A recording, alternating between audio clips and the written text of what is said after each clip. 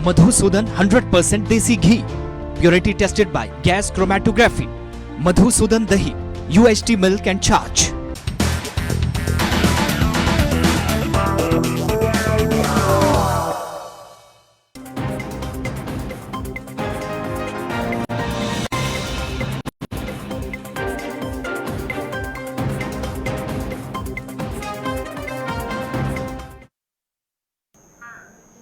नमस्कार, मैं शीतल शर्मा और आप देख रहे हैं हमारा खास कार्यक्रम बात भारत की, जिसमें आज हम फिर से बात करने वाले हैं जम्मू कश्मीर के विधानसभा चुनाव को लेकर, क्योंकि विधानसभा चुनाव में एक बहुत बड़ा ट्विस्ट निकलकर सामने आया है जो अब सियासी आबो हवा पूरी तरह से बदल सकता है और बदलने का वादा भी रखता है। जी हां, जम्मू कश्मीर के चुनाव में अब नया मोड़ निकलकर सामने आया है। वो कुछ मोड़ और नहीं बल्कि इंजीनियर रशीद की जमानत है।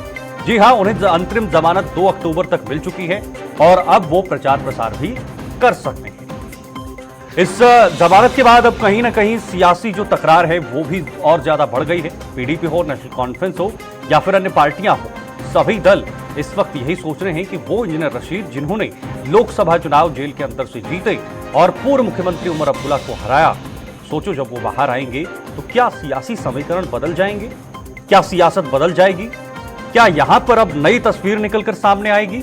ये तमाम कवायदें, ये तमाम इस वक्त अंदेशे लगाए जा रहे हैं कि आखिर जब वो बाहर आएंगे, जमीन पर उतरेंगे, प्रचार प्रसार करेंगे तो किस तरह की चीजें निकल कर आएंगी।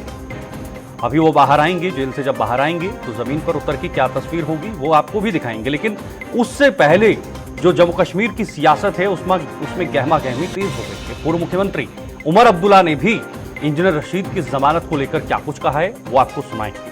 पहले आप वो सुनिए। देखने वाली क्या बात है। हमें तो मालूम था कि कहीं ना कहीं ये होगा। मुझे तो अफसोस बारामूला पार्लिमानी हलके के लोगों के लिए है, क्योंकि ये बेल उन्हें उनकी खिदमत के लिए नहीं मिला है। ये बेल उन्हें पार्लियामेंट अटेंड करने के लिए नहीं मिला है। ये बेल एक मेंबर पार्लियामेंट की हैसियत से काम करने के लिए नहीं मिला है। ये बेल मिला है सिर्फ और सिर्फ यहाँ वोट हासिल करने के लिए, और उसके बाद इनको वापस तिहाड़ लेना पड़ेगा और नॉर्थ कश्मीर के लोग दोबारा एक नुमाइंदे के बिना होंगे। अब वोटर इसको किस तरह से लेगा और इस फैसले का उन पे क्या असर होगा। तो आपने पूर्व मुख्यमंत्री उमर अब्दुल्ला को सुना, आपने सुना किस तरह से उन्होंने कहा कि हम जानते थे कि एक न एक दिन होगा ही, लेकिन वो बाहर आएंगे तो लोगों के लिए नहीं आएंगे, वो मात्र वोट काटने के लिए आएंगे, वोट लेने के लिए आएंगे और इसका फायदा किसको होगा वो सबके सामने है। इस तरह से उन्होंने कहा है, यानी सीधे सीधे इशारा बीजेपी की तरफ लगाया गया है। ये कहा जा रहा है कि बीजेपी की तरफ से किया गया है ताकि उनको इंडिपेंडेंट कैंडिडेट्स के माध्यम से फायदा मिल सके। लेकिन जब इसको लेकर हमारे सहयोगी ने बीजेपी के राज्यसभा सांसद नरेश बंसल से बातचीत की, उन्होंने क्या जवाब दिया सुनिए। ये आरोप नितांत असत्य आरोप है, झूठा आरोप है,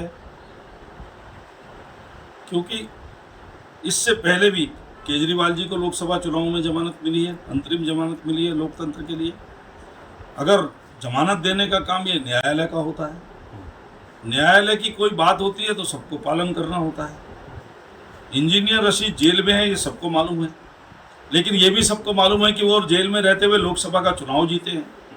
तो लोकतंत्र में सहभागिता के लिए और किसी का मन बदलता है, कोई मन बदल करके लोकतंत्र में सहभागिता के लिए आता है। तो हम ये भी देखते हैं कि नॉर्थ ईस्ट में कितने सारे ग्रुपों ने सरेंडर किया शांति स्थापित करने के लिए। तो इस तरह की प्रक्रिया चलनी चाहिए और आदमी को बदलने का मौका भी देना चाहिए। लेकिन जहां तक जमानत का सवाल है उसमें भारतीय जनता पार्टी का कोई मतलब नहीं है। न्यायालय का शुद्ध मामला है। न्यायालय ने जब तक जमानत दी है, जब तक जमानत पर है और जमानत पर रहते हुए भी कोई ऐसा काम होगा जो देश विरोधी होगा। चला आज इसी विषय पर हम चर्चा करेंगे, क्योंकि कुछ मेहमान आज हमारे साथ जुड़ चुके हैं और उनसे भी जानने की कोशिश करेंगे कि इस वक्त सियासी दल क्या कुछ सोच रहे हैं और किस तरह से ये तैयारियां हो रही हैं, और इंजीनियर रशीद के बाहर आने से अब यहाँ पर जो समीकरण है वो किस तरह से बदलते हुए नजर आएंगे। रजनी सेठी जी हैं बीजेपी प्रवक्ता, हमारे साथ जुड़ चुके हैं। मोहम्मद इमरान काजी जी नेशनल कॉन्फ्रेंस से प्रवक्ता, वो भी इस वक्त हमारे साथ ज्वाइन हो चुके हैं। और सोहेल काजमी जी हैं वरिष्ठ पत्रकार, वो भी इस वक्त आपके टीवी स्क्रीन पर। बहुत बहुत शुक्रिया और बहुत बहुत स्वागत आप सभी का हमारे साथ जुड़ने के लिए और खास समय देने के लिए। शुरुआत मोहम्मद इमरान काजी जी आप ही से करना चाहूंगा। मोहम्मद इमरान जी, उमर अब्दुल्ला ने भी बयान दिया, शायद आपने सुना, उन्होंने कहा कि ये कोई मात्र लोगों के लिए बाहर नहीं आ रहे हैं, अपना वोट लेना है, वोट काटना है और किसी को फायदा पहुंचाना है। अब इस तरह से जो अभी प्रकरण हो रहा है, इससे सीधा सीधा लोकसभा चुनाव याद आ जाता है कि लोकसभा चुनाव में जेल के अंदर रह के ही पूर्व मुख्यमंत्री उमर अब्दुल्ला को हराया था कश्मीर के अंदर। और क्या अब विधानसभा चुनाव में भी ऐसी तस्वीर निकल कर आएगी? क्या नेशनल कॉन्फ्रेंस के सामने इंजीनियर रशीद का बाहर आना एक बहुत बड़ी चुनौती बन गई है? देखिए, जहां तक पार्लियामेंट इलेक्शन की बात थी, उस वक्त एक इमोशनल चलाया गया इंजीनियर रशीद की तरफ से और उनके बेटे की तरफ से और उनके रिलेटिव की तरफ से, और जो उनके हमदर्द थे उनकी तरफ से ये कैंपेन चलाया गया कि अगर आप इनके हक में वोट कास्ट करते हैं तो उनको जेल से रिहा कर दिया जाए। तो उस इमोशंस में आके कश्मीरियों ने उसको वोट किया। लेकिन अभी उनके बाहर आने से इस असेंबली इलेक्शन में कोई फर्क नहीं पड़ने वाला है। लोग बखूबी जानते हैं कि ये इसलिए ये मूव हुआ है इस वक्त, और इंजीनियर रशीद का ये समझो सॉर्ट ऑफ एक पेरोल पे बाहर आना और एक पर्टिकुलर टाइम पे सिर्फ एक कैंपेन करने के लिए बाहर आना, तो ये बखूबी लोग समझ सकते हैं कि ये कौन सा मूव है और ये किस लिए हुआ है। लेकिन लोग तो कह रहे हैं, कुछ एक्सपर्ट्स, कुछ लोग तो ये कह रहे हैं कि कोई फर्क नहीं पड़ने वाला। सुनिए मोहम्मद इमरान जी, कुछ लोग तो कह रहे हैं कि ठीक है, उसी तरह मिला जैसे अरविंद केजरीवाल को मिला था और चुनाव से पहले, ऐसे ही इंजीनियर रशीद को भी मिला है कोर्ट की तरफ से। इसमें किसी भी राजनीतिक पार्टी का कोई दखल नहीं है, भले ही केस अलग अलग हो, मामले अलग अलग हो। बेशक नहीं, केसेस में डिफरेंस था। इन पे क्या केस लगा है और उनका क्या केस था, उसमें डिफरेंस है। अगर इनको बेल मिलनी थी तो इनको तो पहले भी बेल मिल सकती थी।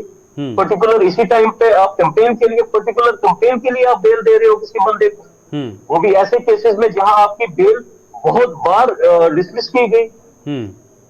तो लोग समझ सकते हैं इस चीज को, और लोग बखूबी जानते हैं कि ये इस वक्त हो क्या रहा है। ठीक है, रजनी जी मैं आपके पास आना चाहूंगा। रजनी जी, आपने सुना किस तरह से मोहम्मद इमरान जी ने कहा और खुद उमर अब्दुल्ला ने कहा है कि हम जानते थे ऐसा होना ही है एक न एक दिन, लेकिन ये सीधा सीधा आरोप जो है वो आप पर लगते हुए नजर आ रहा है कि ये बीजेपी ने करवाया है, केंद्र सरकार ने करवाया है, ताकि उनको फायदा पहुंचे कश्मीर के चुनाव में और वो उसी फायदे के साथ आगे जो है कश्मीर के अंदर अपना वर्चस्व बनाए। आखिर ये क्यों आप पर निशाना साध रहे हैं, क्यों बीजेपी इसमें बीच में आ रही है?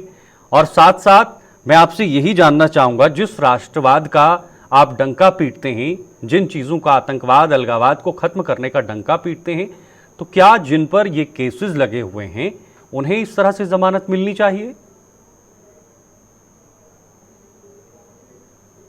देखिए, ये कानूनी प्रक्रिया है। कानून के तहत उनको इंटरिम बेल पर छोड़ा गया है। एनआईए की स्पेशल कोर्ट ने उन्हें इंटरिम बेल दी है। इसमें बीजेपी का कोई रोल नहीं है, पहली बात।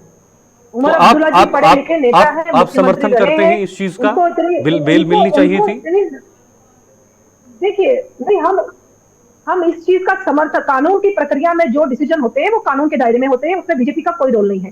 उमर अब्दुल्ला जी बड़ी अच्छी तरह से जानते हैं, मुख्यमंत्री रहते हुए उनको भी कानून के चीजें पता है, कानून की लीगल फॉर्मेलिटीज क्या कहती है, उस लीगल फॉर्मेलिटी के तहत उनकी बेल हुई है। इसमें बीजेपी के ऊपर कटाक्ष करना, मुझे लगता है कि ये कहीं ना कहीं बौखलाहट है एनसी की। पीछे लोकसभा चुनाव में वो हार का सामना कर बैठे हैं इंजीनियर रशीद के सामने। उमर अब्दुल्ला अपनी सीट हार चुके हैं उस इलेक्शन में। उनको कहीं ना कहीं डर सता रहा है कि अगर वो कहीं कैंपेनिंग में आ जाते हैं, वो कहीं ना कहीं हार का सामना उनको करना पड़ेगा। बीजेपी को कोई फर्क नहीं पड़ता, बीजेपी ऑलरेडी चुनाव लड़ रही है, बीजेपी अपने कैंडिडेट्स की घोषणा कर बैठी है।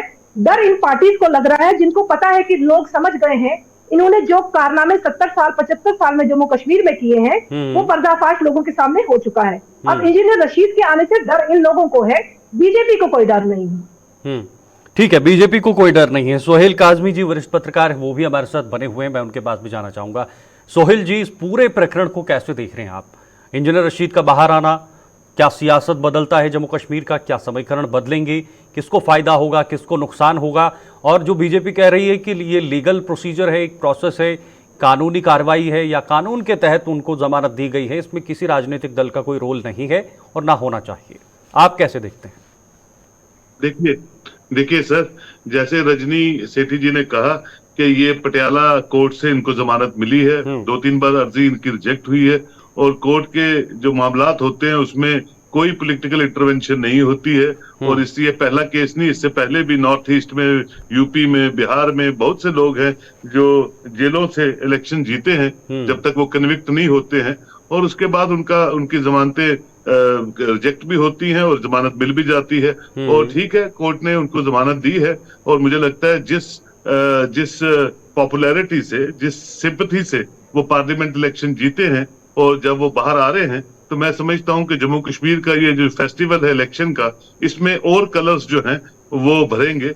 और इलेक्शन में जितने ज्यादा कैंडिडेट्स हों, जितनी अच्छी इलेक्शन हो, जितना अच्छी पोलिंग परसेंटेज जाए, खासकर जम्मू कश्मीर में, that is going to strengthen the coming government. उस गवर्नमेंट पे अकाउंटेबिलिटी, ट्रांसपेरेंसी और बढ़ जाती है जो सरकार आएगी 8 तारीख को। तो उसमें मुझे लगता है इंजीनियर रशीद और उनकी पार्टी का अपना रोल है। लोग पसंद करेंगे नहीं करेंगे ये तो आपको इलेक्शंस में पता चलेगा, लेकिन ये है कि जो फेस्टिवल में जो कलर्स थे, मुझे लगता है इनकी पार्टी के आने से और इनकी कैंपेनिंग करने से थोड़ा बहुत फर्क पड़ेगा, which is a good sign for healthy democracy, जो मैं फील करता हूँ as a citizen of Jammu and Kashmir. तो ये कहना कि ये किसी पार्टी को फेवर करेंगे, अभी एक फेक नैरेटिव की लेटर चला दी सुबह किसी ने कि भारतीय जनता पार्टी के लोग इसको वेलकम कर रहे हैं, और बाद में जब मैंने जी सोहेल जी आप सुन पा रहे हैं? किसी के साथ उनका कोई लेना। जी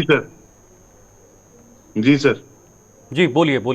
तो सर मुझे नहीं लगता है कि इंजीनियर रशीद के साथ भारतीय जनता पार्टी को या किसी पार्टी को कोई लेना देना है, नहीं है। सोहेल जी, टेरर फंडिंग जैसे केस, एनआईए का केस लगा हुआ है, टेरर फंडिंग जैसे मामले उन पर दर्ज हैं, और साथ ही साथ ये कहा जा रहा है कि जो सेपरेटिस्ट थे या अलगाववाद थे उनको बढ़ावा देना, उनके विचार को बढ़ावा देना, उनको प्रेरित करने का काम वो कर रहे थे, इस तरह के मामले उन पर दर्ज हैं। तो क्या आपको लगता है कि ये सही समय था उनको इस तरह से बेल देना? और मैं एक डिबेट देख रहा था सोहेल जी, शायद आपने भी देखा होगा, कुछ एक्सपर्ट्स उस डिबेट में मौजूद थे किसी राष्ट्रीय चैनल पर, और वो कह रहे थे कि इसमें तुरंत राष्ट्रपति को इस बेल को रोकना चाहिए। सर वो अगर ऐसा प्रोविजन है तो कर लीजिए वैसी चीज, लेकिन यह कि कोर्ट की इंटरवेंशन में, कोर्ट के मामलात में अगर हम ज्यादा बात ना करें तो that amounts to defamation of any case. और जो केस कोर्ट ने जमानत दी है तो हमारा बोलना उसमें कुछ बनता नहीं है। अगर कोई लीगल प्रोसेसर ऐसा है जिसमें ये कहते हैं कि हम प्रेसिडेंट को लेटर लिख सकते हैं, they have a right to write down a letter to honourable president of India. ठीक है, मैं एक और बात आपसे जानने की कोशिश करूंगा सोहेल जी, अब सियासी मुद्दे उठाने ही, क्योंकि सियासत इस वक्त भरपूर चल रही है और खास तौर पर चुनाव भी हैं, तो सियासत में कितना बदलाव देखा जा सकता है, जमीन पर इसका कितना असर होगा, चाहे वो जम्मू संभाग हो या कश्मीर संभाग हो, या नेशनल कॉन्फ्रेंस जिस तरह से दर्शा रही है कि उनके लिए खतरा साबित हो सकता है, तो क्या वाकई में नेशनल कॉन्फ्रेंस को खतरा है उनके बाहर आने से? बिल्कुल, देखिए खतरा तो हो सकता है क्योंकि पार्लियामेंट इलेक्शन अभी 2-3 महीने पहले ही हुई है, और पार्लियामेंट इलेक्शन के सेगमेंट में श्रीनगर बारामूला कॉन्स्टिट्यूंसी में कितने असेंबली सेगमेंट्स आते हैं, और असेंबली सेगमेंट्स में कितना वोट शेयर किस पार्टी को गया, इनकी पार्टी को गया या नेशनल कॉन्फ्रेंस की को गया, वो सब चीजें मैटर करती हैं। और उसके बीच में ये इनके भी कैंडिडेट्स खड़े होते हैं, ये पॉलिटिकल पार्टी है, तो मुझे लगता है संभाविक तौर पे वो पार्टी जिनका होल्ड इन सेगमेंट पे है तो उनको फर्क पड़ेगा और उसका नुकसान दूसरी पार्टी को होगा। इसमें कोई दो राय नहीं है, कोई शक नहीं है उसमें। और अभी भी आप देखा होगा जम्मू में भी आपने कि रमन बल्ला जो गांधीनगर में कभी विधायक होते थे और रेवेन्यू मिनिस्टर भी यहाँ बने, आज उनको आरएसपुरा से इलेक्शन लड़ने को बोला है क्योंकि पार्लियामेंट इलेक्शन में उनका जो सेगमेंट आरएसपुरा आता था उसमें सबसे ज्यादा वोट शेयर बढ़ा था, उनकी कॉन्स्टिट्यूंसी बढ़ा दी उन्होंने, और वहां अब वो इलेक्शन जो है आरएसपुरा से लड़ रही है। ये तो पार्टी का डिसीजन है, पार्टी हाईकमान देखती है कि किसको आपने वोट किस तरह से एडजस्ट करना है, अकोमोडेट करना है, तो इसमें कोई दूसरी पार्टी इस पे चर्चा नहीं कर सकती। ठीक है मोहम्मद इमरान जी, जिस तरह से सोहेल जी ने कहा, या जो रजनीश सेठी जी हैं बीजेपी से, उन्होंने भी कहा कि नेशनल कॉन्फ्रेंस को डर है कि इंजीनियर रशीद के बाहर आने से उन्हें नुकसान होगा, और इस तरह से चीज़ें देखने को मिलेंगी क्या वाकई में? क्योंकि लोकसभा के चुनाव को ज़्यादा समय नहीं हुए हैं, अभी अभी चुनाव संपन्न हुए हैं, कुछ ही समय हुआ है, और सोहेल काज़मी जी कह रहे हैं कि अभी भी उसका असर देखने को मिल सकता है उन क्षेत्रों में, खास तौर पर जहां उनका संसदीय क्षेत्र है, उन इलाकों में। देखिए, नेशनल कॉन्फ्रेंस का कंसर्न ये है कि आज बीजेपी को अपना स्टैंड क्लियर करना चाहिए। जो टेररिज्म को खत्म करने की बात करते थे, जो सेपरेटिस्ट को खत्म करने की बात करते थे, जो टेरर फंडिंग के केसेस इंजीनियर रशीद के ऊपर या जो भी एंटी नेशनल केसेस उन पे लगे हुए थे, उनको उन लोगों को सजा देने की बात करते थे, आज बीजेपी को क्लियर स्टैंड अपना करना चाहिए। क्या वो इसके फेवर में है कि जैसे आप देखिए अभी उमर साहब के अगेंस्ट में वो बरकाती उन्होंने फॉर्म भरा हुआ है, ठीक है, उन पे क्या मतलब केसेस मोहम्मद हैं, इमरान जी, आप आप मान रहे हैं कि उन पर ये सारे केसेस हैं? नहीं, जैसे वो कश्मीर के रहने वाले हैं, अभी वो कश्मीर के रहने वाले हैं, उन पर ये केसेस हैं और कश्मीर में ये गतिविधियां हुई हैं, या आप मान रहे, एक्सेप्ट कर रहे हैं? नहीं, जो चार्जेस लगे हैं उनके ऊपर हम तो उसमें कौन डिनाई कर सकता, वो तो कोर्ट के सामने सारी चीजें हैं, वो तो कोर्ट के सामने सारी चीजें हैं। जो चार्जशीट जो पेश हुई है उसमें ये सब कुछ मेंशन है। तो आज बीजेपी को ये क्लियर कर देना चाहिए कि उनका अपना स्टैंड क्या है इसके लिए, कि ऐसे लोगों को आप इलेक्शन में उतार रहे हैं, तो इस पे बताना चाहिए उनको, लोगों को, कि वो क्या किस सोच के साथ इन लोगों के साथ है। अपना स्टैंड क्लियर कीजिए इसके बारे में। ठीक है, मैं पूछता हूं, लेकिन इनका कहना है कि हमारा इसमें कोई रोल नहीं, जो कानूनी प्रक्रिया है उसके तहत हो गया। ये बेल कोर्ट ने ग्रांट की है, इसमें कोई शक नहीं है, हम उसमें जाना नहीं चाहते हैं। जो बेसिस बने होंगे तो कोर्ट ने बेल ग्रांट की है। हमारा कंसर्न सिर्फ इतना है कि बीजेपी का इसके ऊपर क्या स्टैंड है। हम क्यों नहीं इसके ऊपर एक भी स्टेटमेंट सुन रहे हैं बीजेपी की तरफ से कि किन लोगों को बेल दी जा रही है, किन लोगों को इलेक्शन, इससे कश्मीर में क्या प्रभाव पड़ेगा बाकी लोगों पे। ये 3 विचारधाराओं के लोग थे जिनको आज इलेक्शन में इजाजत दी जा रही है इलेक्शन लड़ने की। ठीक है, रजनी जी, आपने सुना किस तरह से इन्होंने कहा कि बीजेपी का स्टैंड क्लियर नहीं है, जो बीजेपी अलगाववाद या आतंकवाद को खत्म करने की बात कर रही है, लेकिन यहाँ पर क्या स्टैंड है आपका बीजेपी का? खास तौर पर जिस तरह से इंजीनियर रशीद को जमानत मिल रही है, कोई स्टेटमेंट बीजेपी की तरफ से नहीं आया है, मिलनी चाहिए या नहीं मिलनी चाहिए, क्योंकि टेरर एक्टिविटीज़ में उनका जो केसेस हैं वो दर्ज हैं, टेरर फंडिंग जैसे मामलों में, या जो अलगाववाद जिसकी आप बात करते हैं उसमें उन्होंने कहीं ना कहीं बढ़ावा देने की कोशिश की है, ये आरोप उन पर है। तो फिर इस पर आखिर बीजेपी चुप क्यों है? मेरे सामने बैठे हैं, मुझे लगता है मुझे इनको सफाई देने की जरूरत नहीं कि हमारा स्टैंड क्या है।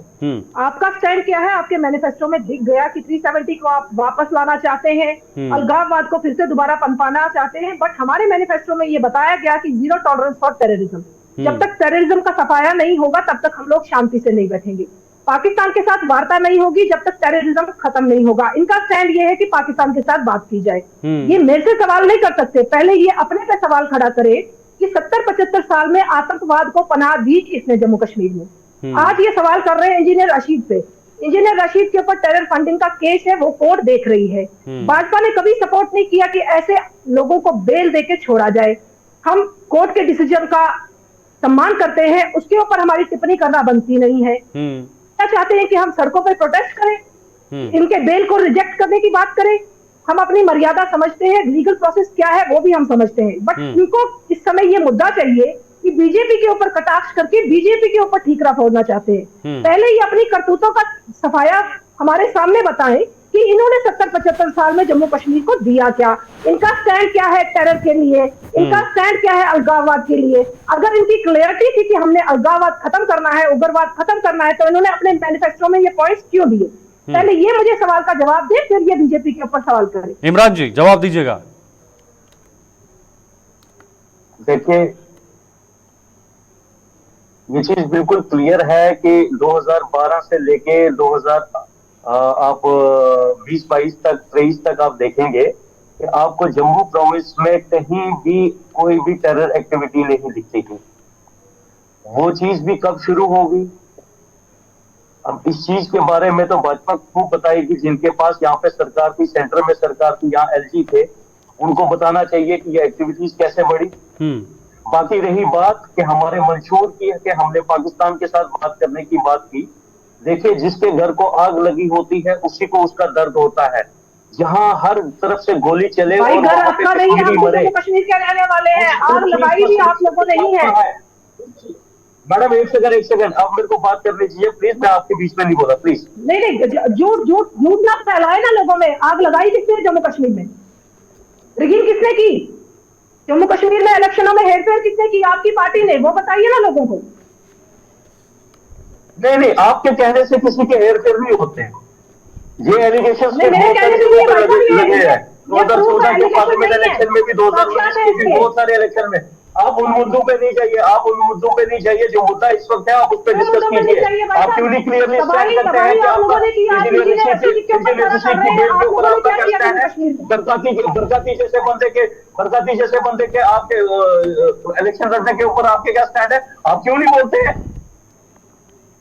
आप हमारे मैनिफेस्टो पे आते हैं, हम कहते हैं कि पाकिस्तान के साथ बात होनी चाहिए, क्योंकि हर तरफ से जब गोली चलती है तो वहां पे होनी कश्मीरी चाहिए। मरता है। उन्होंने टेररिज्म को बढ़ाया, हमारे आर्मी के लोग रोज मार रहे हैं, उनसे बात क्यों होनी चाहिए? आपके मैनिफेस्टो में पाकिस्तान के लिए इतना दर्द क्यों है? कौन निकालेगा? क्या वो बातचीत से अपने खाते हिंदुस्तान का हो, धुन गाते पाकिस्तान के हो। घर जले हैं, जिनके बच्चे मरे हैं, वही जानते हैं। आप लोग बाकी एसी रूम्स में बैठ भाई आपके नहीं मरे, कश्मीरी पंडितों के मरे, हमारे मुसलमान भाइयों के मरे। आपके परिवार से कोई नहीं गया। मैं हर उस इंसान को टेररिज्म की वजह से मरा है, और जहां से ये टेररिज्म हो रहा है, क्या उनके साथ कुछ बात करके इस मसले को खत्म करने की बात नहीं करनी चाहिए क्या? बिल्कुल नहीं चलना चाहिए। या तो वो सुधरने वाली कंट्री होती तो बात करते। उन्होंने लगातार हमारे यहाँ टेररिस्ट भेज के हमारे यहाँ लोगों को हत्याएं करवाई है, और आप बात कर रहे हैं कि पाकिस्तान से बात करनी चाहिए। तो फिर आप बताइए क्या सोल्यूशन है इस चीज का? क्या सोल्यूशन है इस चीज का? सोल्यूशन हमारे अपने जम्मू कश्मीर और भारत के बीच बात होने की है। जम्मू कश्मीर के युवाओं की हमारी भारत सरकार से बात करने की है। पाकिस्तान का कोई रोल नहीं है जम्मू कश्मीर में। कोई भी युवा इस वक्त जम्मू कश्मीर का टेररिज्म में इन्वॉल्व नहीं है। ये जितना भी इन्फिल्ट्रेशन हो रही है बाहर से हो रही है। भाई मैंने टेररिज्म की बात ही नहीं की। जम्मू कश्मीर के युवा हैं, आप इसको कहां मोड़ रहे हैं? मैं बात कर रही हूँ कि अपने युवाओं से बात करनी चाहिए हमें। पाकिस्तान से बात करने की हमें जरूरत नहीं है। जम्मू कश्मीर और भारत क्या सोल्यूशन निकाल सकते हैं? कश्मीरी लोग बैठ के क्या सोल्यूशन निकाल सकते हैं इसका?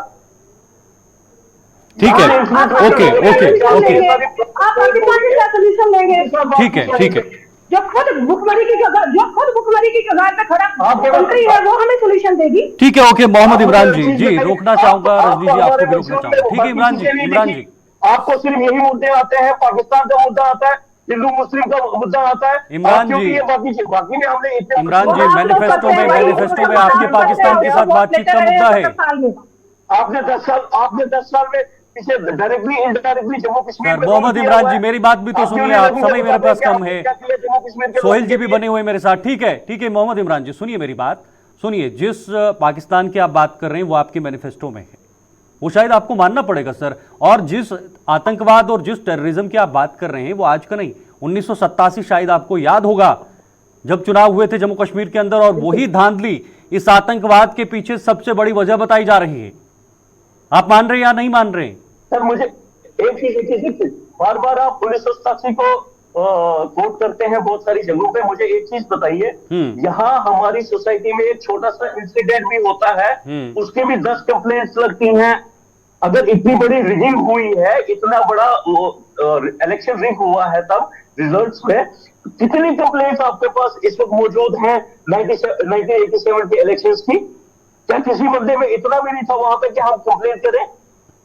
क्या मुझे कोई प्रूव करके बता देगा? बोलने कहा देते थे। अब एलिगेशन लगाने पे आप किसी के ऊपर कोई भी एलिगेशन लगा सकते हैं। ठीक है, ओके।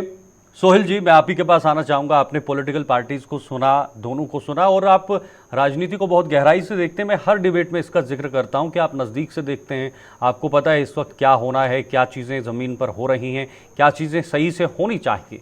अभी का वक्त, क्योंकि कुछ दिन चुनाव में बचे हैं, मात्र 5 से 6 दिन अभी प्रचार प्रसार का है, और 5-6 दिन प्रचार प्रसार और कर सकते हैं पहले चरण तक। इंजीनियर रशीद ऐसे 3 तक उन्हें फिलहाल बेल मिली हुई है। उनका ज़मीन पर आना उनकी पार्टी के लिए कितना बूस्टअप हो सकता है और विरोधियों के लिए कितना ये ज़्यादा खतरनाक हो सकता है, चाहे वो कोई भी पार्टी हो, बीजेपी हो, नेशनल कॉन्फ्रेंस हो, या पीडीपी हो, या बाकी अन्य दल हो। देखिए, फ्रस्ट्रेशन तो सारे पॉलिटिशियनों को इस वक्त है। और जहां तक मेरे भाई ने कहा, इमरान ने, कि क्या बदलाव है, क्या हल है, हल तो लोग बता रहे हैं आपको 75% पोलिंग करके।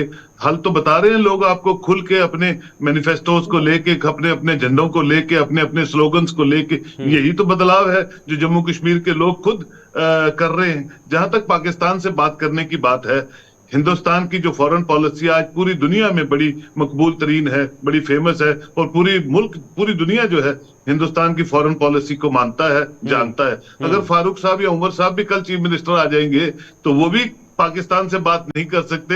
ये प्रोरोगेटिव गवर्नमेंट ऑफ इंडिया का होता है। और हमारे हिंदुस्तान की बातचीत हर उस मुल्क से होती है, चाहे वो छोटा मुल्क है, बड़ा मुल्क है, पाकिस्तान है, चाइना है, अमेरिका है। हर मुल्क से हमारे जो टू टायर डिप्लोमेसी में बातचीत है वो चलती रहती है as far as foreign policy is concern. उसमें रीजनल पार्टीज को इतना परेशान होने की जरूरत नहीं है। जहां तक नैरेटिव चेंज होने की बात है तो नैरेटिव बदल दिया लोगों ने। अब आप, एक बंदा जेल से इलेक्शन जीत रहा है, वो कन्विक्ट नहीं हुआ है, हम उसको गुनाहगार नहीं बोल सकते जब तक कोर्ट उसको गुनाहगार नहीं बोलेगी। ये एसेंस है जमहूरियत की और जुडिशरी की।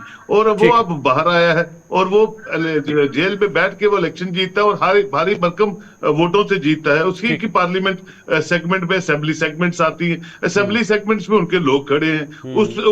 उनका कोई अलायंस नहीं है किसी पार्टी के साथ, बीजेपी के साथ तो बिल्कुल नहीं है। तो आप उसको अलाइन कर रहे हैं। अब कोई जमाते इस्लामी का इंसान इलेक्शन लड़ रहा है, आप फिर दोबारा उसको भारतीय जनता पार्टी के साथ अलाइन कर रहे हैं। जब मुफ्ती साहब के टाइम पे जमाते इस्लामी को स्ट्रॉन्गर किया गया था, तब मुझे बताइए कौन था, उसको तो भारतीय जनता पार्टी नहीं थी। या उसके अलावा जब रेडिकलाइजेशन ऑफ इस्लाम होती है कश्मीर की पॉलिटिक्स में, और न्यूमरस इंसिडेंट्स में आपको 87, 84, 83, 85 के बता देता हूं, जो मैं उंगलियों पे गिनवा देता हूं। ये सियासत है, इलेक्शंस है, और इलेक्शंस में हर एक इंसान का हक है वो उसमें शमूलियत करे, वो इलेक्शन लड़े। आज लोगों ने बदल दिया आपका नैरेटिव, और आने वाले दिनों में जो रिजल्ट आएगा वो टोटल एक न्यू पॉलिटिकल नरेशन के साथ जम्मू कश्मीर में शुरू हो रहा है। आज एग्जिट पोल करना मुश्किल हो गया कि हम वो एग्जिट पोल नहीं कर पा रहे, क्योंकि पीपल्स विल जो है वो इतनी हाई वोल्टेज परसेंटेज पे है। It's very difficult to exit who is leading and who is behind the party. बहुत मुश्किल है लोगों को ऑब्जर्व करना। बहुत बहुत शुक्रिया, आज थोड़ा समय की कमी है। बहुत बहुत शुक्रिया आप तीनों का हमारे साथ जुड़ने के लिए और इस खास विषय पर चर्चा करने के लिए। तो फिलहाल आपने देखा, राजनीतिक पार्टियां इस वक्त अपना दबदबा जो है वो कायम करने का दावा तो कर रही हैं, लेकिन जमीन पर क्या है, इंजीनियर रशीद की जमानत क्या सियासी आबो हवा पूरी तरह से बदल देगी, और इस हवा के साथ साथ परिणाम भी बदलते हुए नजर आएंगे, ये आने वाला वक्त बताएगा। अभी के लिए फिलहाल इतना ही, मुझे दीजिए इजाजत, नमस्कार।